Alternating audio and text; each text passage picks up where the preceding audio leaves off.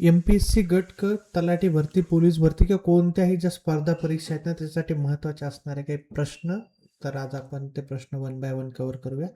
खूप महत्त्वाचे प्रश्न आज इथे घेतलेले आहेत. प्रश्न पहिला आहे, महाराष्ट्र वाल्मिकी म्हणून कोणाला ओळखलं जातं? महाराष्ट्र वाल्मिकी ही उपाधी ही कोणाला ओळखलं जातं? ग. दी. माडगूळकर, कुसुमाग्रज, पु. ल. देशपांडे की व्यंकटेश माडगूळकर? तर याचं बरोबर उत्तर आहे गाईज, ग. दी. माडगूळकर यांना महाराष्ट्र वाल्मिकी म्हणून ओळखलं जातं. पुढचा प्रश्न, दांडी यात्रा कोणत्या दिवशी सुरू झाली होती? दांडी यात्रा ही कोणत्या दिवशी सुरू झाली होती? थोडंसं आता इथं डेट आहे. 6 एप्रिल 1930, 12 मार्च 1930, 15 ऑगस्ट 1947, 26 जानेवारी 1930. आता लक्षात ठेवा, 1947ला दांडी यात्रा सुरू झाली नव्हती. तर दांडी यात्रा सुरू ही खूप पूर्वी झालेली आहे. पण आता 1930चा संदर्भ येतो, म्हणजे ह्या 3 प्रश्नामध्येच तुमचं उत्तर इथं दडलेलं आहे. तर याचं बरोबर उत्तर आहे गाईज की दांडी यात्रा ही 12 मार्च 1930ला सुरू झाली होती. पर्याय क्रमांक बी. पुढचा प्रश्न, भुलाई हा कविता संग्रह खालीलपैकी कोणत्या कवयित्रीचा आहे? भुलाई, नीरजा, हिरा बनसोडे, कल्पना दुधाळ की प्रतिमा हुगोले? तर याचं जे बरोबर उत्तर आहे ते कल्पना दुधाळ आहे. पुढचा प्रश्न, 1817 चे पाईक बंड भारताच्या कोणत्या भागात झाले होते? पाईक बंडाबद्दल प्रश्न विचारलेला आहे. 1817 मध्ये बंगाल, पंजाब, ओडिसा की मद्रास? तर याचं उत्तर आहे ओडिसामध्ये पाईक बंड झालेला आहे 1817 मध्ये. पुढचा प्रश्न, जनमाहिती अधिकार ज्यालाच PIO खालीलपैकी कोण असतो? जनमाहिती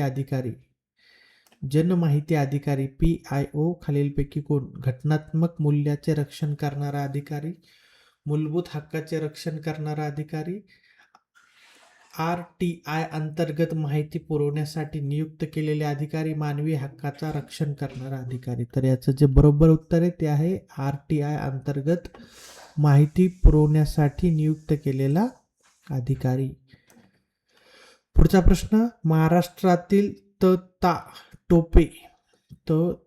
टोपे म्हणून कोणास ओळखलं जातं ज्यांनी 1857च्या उठावात सहभाग घेतला होता? नानासाहेब पेशवे, रावसाहेब, रंगो बापूजी गुप्ते, कोल्हापूरचे छत्रपती? ता टोपे. तर याचं उत्तर आहे रावसाहेब यांनी 1857च्या उठावात सहभाग घेतला होता. क्षेत्रफळाच्या दृष्टीने महाराष्ट्रात सर्वात मोठे जिल्हे कोणते? क्षेत्रफळाचा विचार केला जातोय तर इथे पुणे नाशिक, नगर पुणे, त्याच्यानंतर गडचिरोली चंद्रपूर की चंद्रपूर नागपूर? तर याच्यामध्ये उत्तर आहे गाईस अहिल्यानगर हा सगळ्यात मोठा, कारण सगळ्यात मोठा क्षेत्रफळाच्या दृष्टीने महाराष्ट्रातील जिल्हा हा अहिल्यानगर, अहमदनगर, त्याचं पूर्वीचं. आता भारतातील संविधानांना अकॉर्डिंग कोणत्या कलमानुसार राष्ट्रपती लागू करता येते? भारतातील संविधानात सॉरी कलम बघा, 352, 356, 360, 370. तर याचं बरोबर उत्तर आहे 356. 356 कलमनुसार राष्ट्रपती लागू करता येते. खालीलपैकी कोणती नदी महाराष्ट्राची पश्चिम वाहिनी नदी आहे? पश्चिम वाहिनी नदी म्हणजे सागराकडे जाणारी, नर्मदा, तापी, कोयना, वैतरणा? तर याचं उत्तर आहे गाईज कोयना नदी. कोयना ही पूर्व वाहिनी कृष्णा नदीची उपनदी आहे. कृष्णा नदी ही पूर्व वाहिनी आहे, त्याची उपनदी कोयना आहे, जी की पश्चिम वाहिनी नदी नाही. खालीलपैकी कोणती नदी महाराष्ट्राच्या पश्चिम वाहिनी नदी नाही? पश्चिम वाहिनी नाहीये, पूर्व वाहिनी नदी आहे. तर याच्यामध्ये कोयना आहे, कारण कृष्णा नदी ही पूर्व वाहिनी नदी आहे आणि तिची उपनदी ही कोयना आहे. नर्मदेचा छोटासा पाठ हा महाराष्ट्रातून हे होतो, त्याच्यामुळे तापी नदीचा जवळपास 17% भाग हा तापी नदीने व्याप्त केलेला आहे. 0.5% हा नर्मदा नदीने व्याप्त केलेला आहे. त्याच्यानंतर कोयना नदी ही कृष्णा नदीची एक मुख्य उपनदी म्हणून आहे, जी की पश्चिम वाहिनी नदी नाही तर ती पूर्वेकडे वाहते, जसं गोदावरी वाहते. ठीक आहे. लोकसभेचे कामकाज चालवण्यासाठी किमान किती गणपूर्ती आवश्यक असते? तर किती गणपूर्ती क्वारमचा विषय होता इथं. एकूण सदस्यांच्या 1/10 किंवा 50% किंवा इथे 33% किंवा 1/55 भाग. तर याच्यामध्ये लोकसभेचे कामकाज चालवण्यासाठी गणपूर्तीची आवश्यकता असते. किती गणपूर्तीची सदस्यांची आवश्यकता असते? तर याचं जे बरोबर उत्तर आहे ते आहे 1 म्हणजे 10व्याचा पहिला भाग. तर याच्यामध्ये 10% ही गणपूर्तीची आवश्यकता असते टक्केवारीमध्ये, जर तुम्ही याला समजून घेतलं तर. ग्रामपंचायतीचा सचिव म्हणून खालीलपैकी कोण काम पाहतो? ग्रामपंचायतीचा सचिव म्हणून खालीलपैकी कोण काम पाहतो? ग्रामसेवक, तलाठी, कृषी सहाय्यक की मुख्य कार्यकारी अधिकारी? ग्रामपंचायतीचा सचिव. तर याचं बरोबर उत्तर आहे ग्रामसेवक ग्रामपंचायतीचा सचिव म्हणून काम पाहतो. महाराष्ट्रात खालीलपैकी कोणत्या जिल्ह्यात जास्तीत जास्त वनाच्छेदन आढळते? लातूर, गडचिरोली, सातारा की सांगली? तर याचं उत्तर आहे गडचिरोली. तर हा भरपूर प्रदेश हा जंगलाने व्यापलेला आहे. जास्तीत जास्त वन त्या भागात आहेत, म्हणून तिथं वनच्छेदन.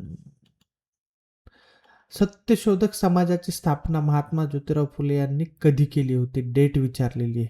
24 सप्टेंबर 1973, 1 जानेवारी 1848, 10 मार्च 1880 की 15 ऑगस्ट 1850? तर याचं उत्तर आहे 24 सप्टेंबर 1873. लक्षात ठेवा, 1800चा भाग होतोय हा. 1873 मध्ये सत्यशोधक समाजाची स्थापना केलेली आहे. क्षेत्रफळाच्या दृष्टीने भारताचे जगात कितवे स्थान आहे? म्हणजे भारत हा क्षेत्रफळाच्या दृष्टीने कितवा आहे? दुसरे, 5वे, 7वे की 10वे? तर याचं उत्तर आहे 7वे स्थान आहे भारताचे. म्हणजे भारत हा क्षेत्रफळाच्या दृष्टीने 7व्या स्थानावरचा देश आहे. पंतप्रधान शेतकरी सन्मान निधी योजना PM किसान कोणत्या वर्षी सुरू करण्यात आली? ही तर आत्ताची योजना आहे. ही कोणत्या वर्षी सुरू करण्यात आली? तर त्याचं उत्तर आहे 2019 मध्ये. PM किसान योजना ही 2019 मध्ये सुरू करण्यात आली. खालीलपैकी कोणती वनस्पती ही परपोषी? तर आंबे झुडूप, त्यालाच अमरवेल म्हणतात, वड, पिंपळ की जोंधळा? तर याचं जे बरोबर उत्तर आहे ते आहे अमरवेल, कॅस्कुटा. अमरवेल हे जे आहे आंबे झुडूप ते परपोषी, स्वयंपोषी आणि परपोषी, त्याच्यामध्ये दुसऱ्या झाडावरती जे झाड येतं आणि ते त्या झाडाच्या घटक घेऊन स्वतःची वाढ करतं, त्याला परपोषी असं म्हटलं जातं, हेट्रोस्टॉक. तर त्याच्यामध्ये हे अमरवेल हे झाड आहे. पुढचा प्रश्न, संगणकामध्ये कम्प्युटर MS PowerPoint चा उपयोग प्रामुख्याने कशासाठी केला जातो? स्प्रेडशीट तयार करण्यासाठी, दस्तावेज डॉक्युमेंट टाईप करण्यासाठी, सादरीकरण प्रेझेंटेशन करण्यासाठी की डेटाबेस मॅनेजमेंटसाठी? तर याचं बरोबर उत्तर आहे सादरीकरण, तुम्हाला प्रेझेंटेशन करण्यासाठी. ठीक आहे. भारताचे लोहपुरुष म्हणून कोणाला ओळखले जाते? याचं प्रत्येकाला उत्तर माहीत असेल गाईस. पंडित जवाहरलाल नेहरू, सरदार वल्लभभाई पटेल, महात्मा गांधी की लोकमान्य टिळक? लोहपुरुष म्हणून सरदार वल्लभभाई पटेलला ओळखलं जातं आणि त्यांचीच एक प्रतिमा लोहपुरुषची उभारलेली. स्वराज्य हा माझा जन्मसिद्ध हक्क आहे आणि तो मी मिळवणारच, ही घोषणा कोणी दिली? बाळ गंगाधर टिळक, सुभाषचंद्र बोस, भगतसिंग की लाला लाजपत राय? स्वराज्य माझा जन्मसिद्ध हक्क आहे आणि तो मी मिळवणारच. तर याचं उत्तर आहे बाळ गंगाधर टिळक यांनी ही घोषणा दिलेली आहे. महाराष्ट्राचे सध्याचे भौगोलिक क्षेत्रफळाच्या अंदाजे किती चौरस किलोमीटर आहे? महाराष्ट्राचे सध्याचे भौगोलिक क्षेत्रफळ अंदाजे किती चौरस किलोमीटर आहे? तर याचं उत्तर आहे 3,07,713 किलोमीटर. तर याचं उत्तर आहे 3,07,713 किलोमीटर. ठीक आहे. तर गाईज हे काही प्रश्न होते आजचे जे की वारंवार परीक्षेत विचारले जातात. खूप महत्त्वाचे प्रश्न होते आणि हेच प्रश्न रिपीट होण्याचे चान्सेस आहेत. तर आपण असेच व्हिडिओ रोज टाकत असतो. जर तुम्हाला बुक्समधून स्टडी करण्यासाठी थोडं हे होत असेल किंवा बुक्स अवेलेबल नसतील तर तुम्ही आमच्या चॅनलला सबस्क्राईब करू शकता. Thank you so much. Bye. Take care.